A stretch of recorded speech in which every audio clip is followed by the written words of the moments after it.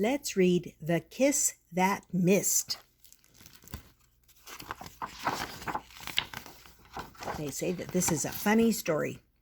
So let's see. Look, there's the dragon trying to look inside the castle. Once upon a Tuesday, the king was in a hurry, as usual. "Good night," he said, and blew his son a royal kiss. It missed. The young prince watched it rattle around the room, then bounce out of the window and into the night. The prince told the queen. The queen told the king, and the king had a quick word with his royal knight. "Follow that kiss," he squawked. The knight mounted his horse.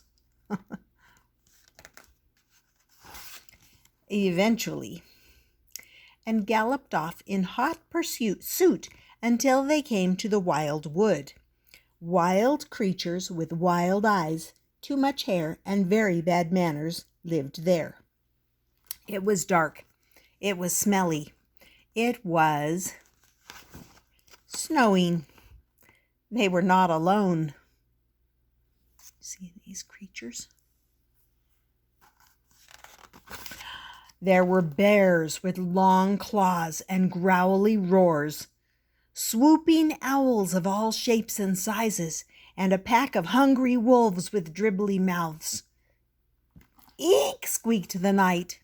And then suddenly, with a sparkle, the royal kiss came floating by, and in turn said good night to everyone. See?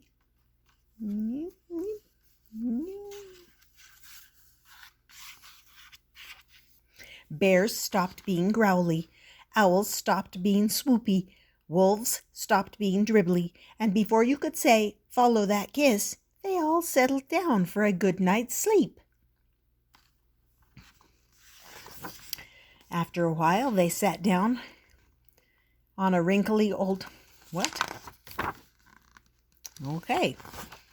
After a while, they sat down on a wrinkly old tree trunk to rest. The wrinkly old tree trunk twitched and slowly rose into the air, above the woods and into the clouds. At last, they found themselves staring into a pair of very hairy nostrils. A dragon with "This pair would be nice on toast" eyes leered greedily at them. Suddenly, with a sparkle, the royal kiss came floating by and flew right up the dragon's nose. He sat up, sniffed, and blinked. Slowly, he opened his mouth, took a deep breath, and sneezed. "Hang on," he said, as they tumbled through the trees. "Come back," he puffed as he lumbered after them. "I want to pick you up and..." Here goes the kiss. "Kiss you good night." Aw. Slowly they made their way back to the castle. That night, the prince was happy, the queen was happy, and the king promised to stop always being in a hurry.